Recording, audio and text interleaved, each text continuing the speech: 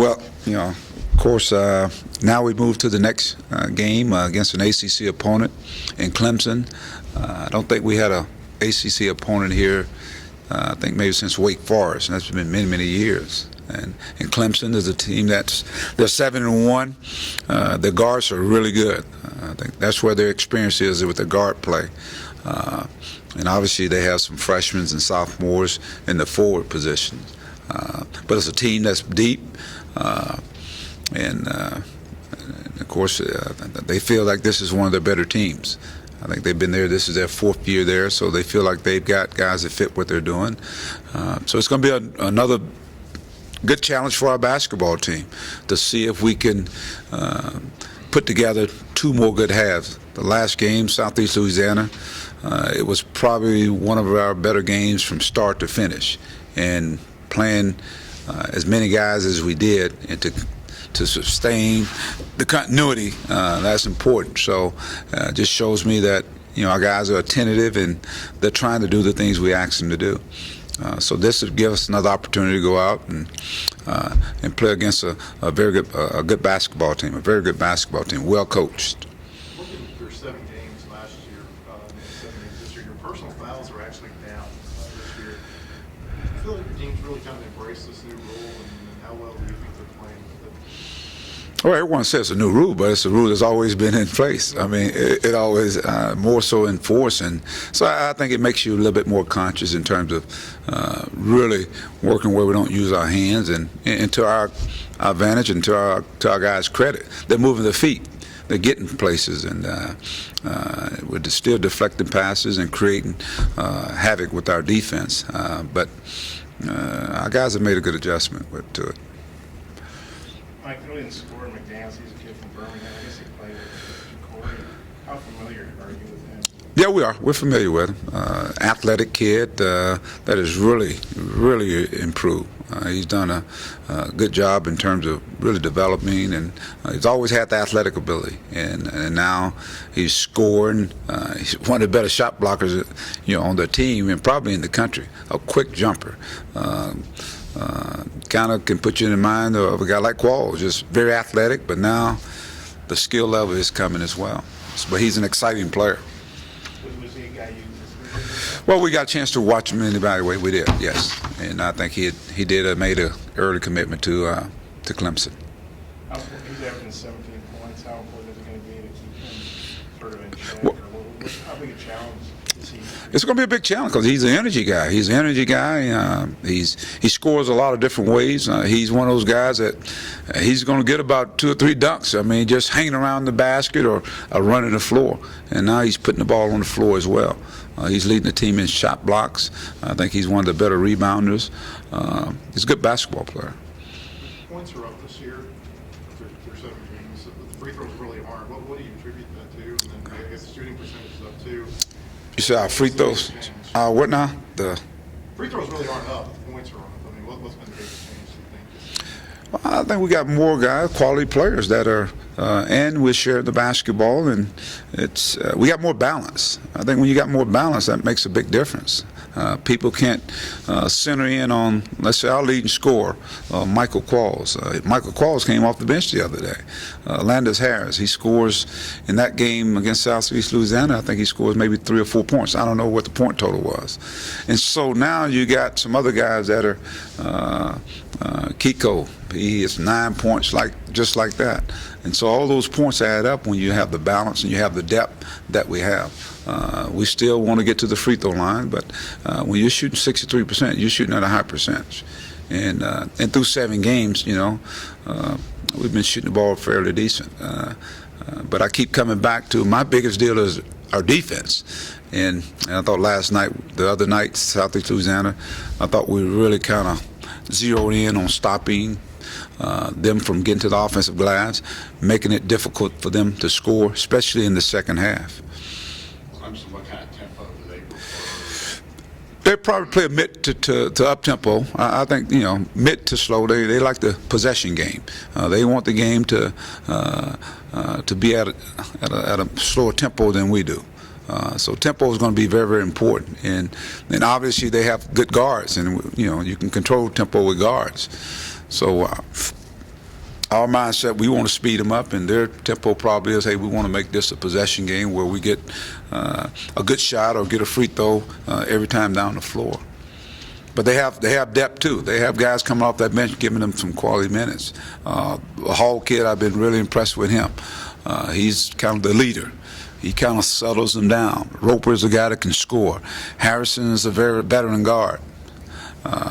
Again, and then you say KJ McDaniel. He's just he's one of those guys capable. I think he gets like 21 or 23 points against South Carolina.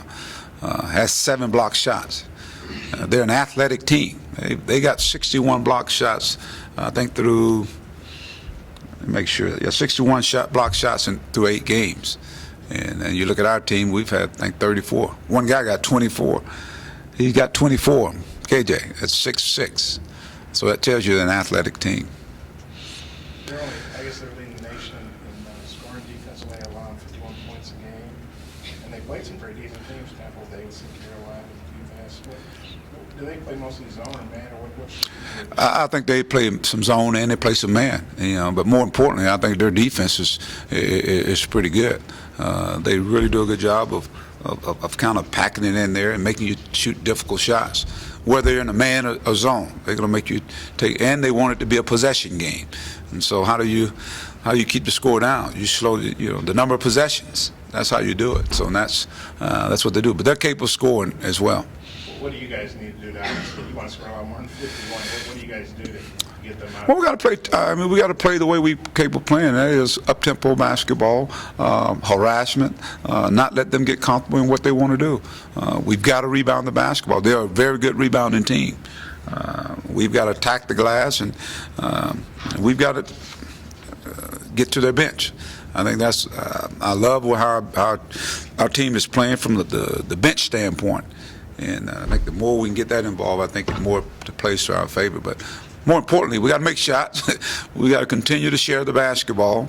We got to rebound the basketball and take advantage of the situations that we have. If we have whether it be a size advantage inside or from a screen and roll situation, great penetration, getting to the free throw line, we've got to take advantage of that. I think they're only averaging 11 turnovers a game. I'm sure they probably haven't played anybody play defense like you guys. But talk about their ball handling abilities. And how do you get them? Well, their depth and their experience out there, I think it tends to. They're going to take care of the basketball. I'm sure they're working and preparing. They play UMass, and UMass pressed them. They may have had 12 turnovers, something like that. So they value the basketball. So it's going to take a lot from us to disrupt what they want to do. You talked a lot about your year 3 plan. I know it's still early in the season, but at this point, do you feel like maybe they're where you expected them to be through 7? Well, I expect a lot of us, to tell you the truth, and so even going over to Maui, the record we came back was not the one I envisioned, but I think what took place, the experience alone, I think that's the thing that's going to benefit us, and that's what I'm looking forward to. That continue to benefit us. I thought it benefited us in our last game, and so hopefully it's something we'll continue to strive to get better in the areas that we were deficient over in Maui, and we're not that far off. Like I said, we're not that far off. And as all teams are early on now, they're kind of putting those pieces together, and that's what we're doing. We're trying to make sure we can put the right people out there at the right time. That depth continues to develop, and I think that's what we're seeing. More importantly, is the depth. Guys coming off the bench really lifting us up is really starting to happen. I guess maybe I think they played 3 games in the Charleston tournament, which is pretty close to Clemson. I think same state, I know that. Right. So they haven't been out of the state. This will be their first out of state game. You guys obviously have played great at home. Just how do you feel like the home atmosphere can impact it? Talking about bad weather, you worried about how many people may be able to show up on Saturday? Well, the beauty of it is they play basketball indoors. So, if 2 teams show up, we're going to still play. And we'll have a national audience. I think the game is televised. So, but I'm sure Razorback fans will find a way to get here. And our guys, there's no question, it's evident from the 2 years I've been here, they play better at home. Most teams do play better at home. But we want to make sure that we are consistent in our effort. I think more important, our effort, whether it be here or on the road. Clemson has played well at home too. They haven't lost at home. They played on a neutral site, as you said, it was in their state. But when you got good guards and you got veteran guards, that can help you get over some nerve issues that you will have. You guys won 18 in a row at home. You beat some really good teams last year. I mean, how confident do you think you guys are playing here now? This is a different year, different team. So every year is a different, every team's different, and this is the next ball game on our schedule.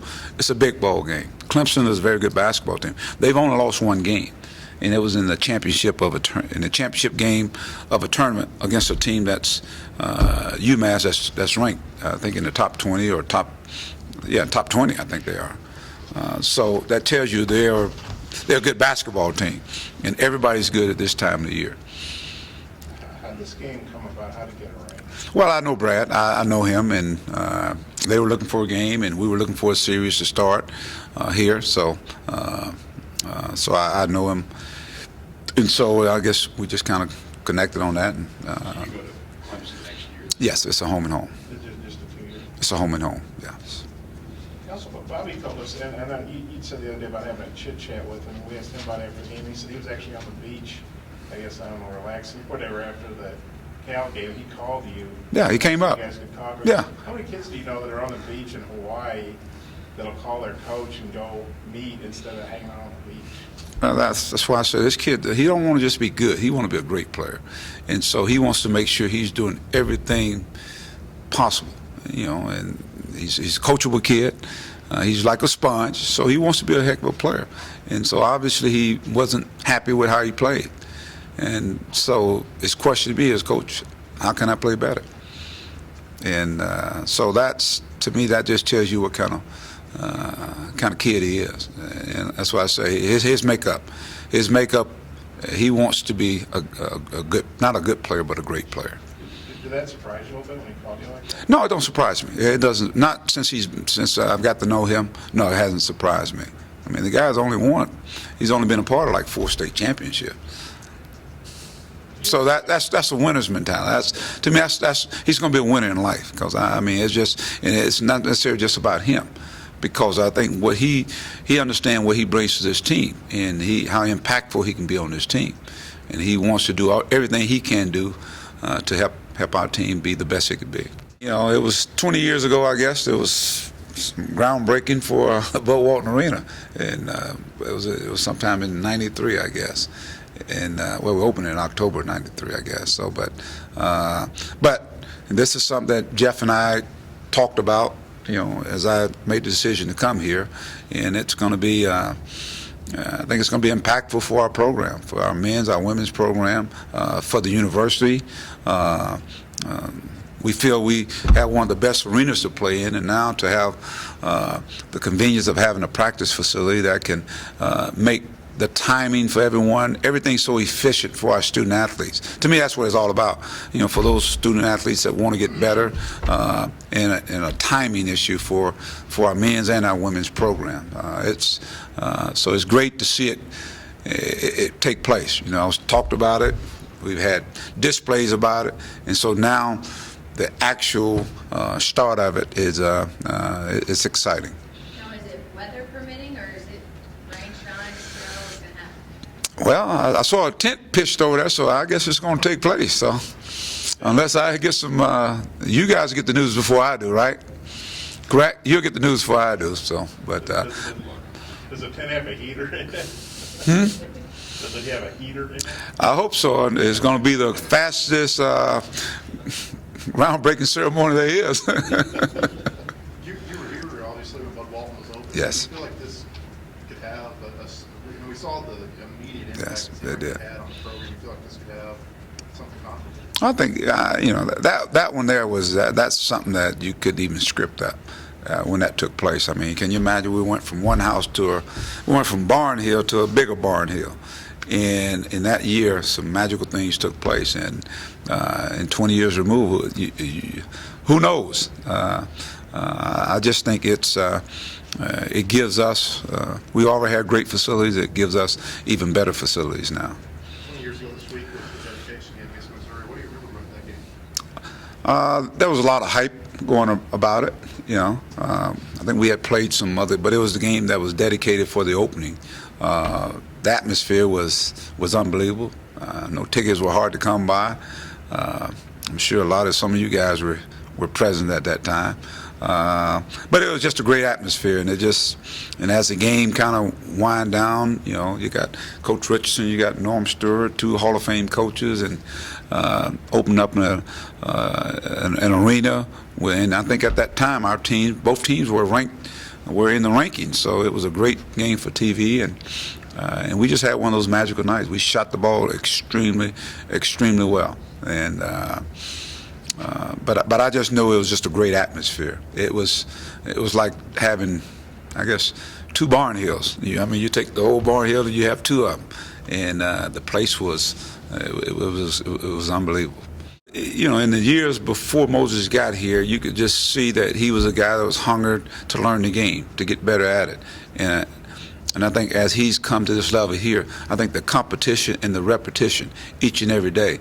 And when one of your hardest working guys is like your brother or one of your buddies, which is Bobby Portis, it tends to make you do some of the same things. And I think that's, when you're talking about somebody being a positive influence on Moses, and I think Bobby is one of those guys. And not only that, they get a chance to go against each other every day. Can you imagine going against him, going against Orlandis? You better get better, or you get caught looking. And so I think Moses accept that challenge, that he wants to be a player. And so it's good for our basketball team to see him go out and have some success and gain that confidence, because he makes a big difference out there. He's great at protecting the rim. He gets all the rebounds that are in his area.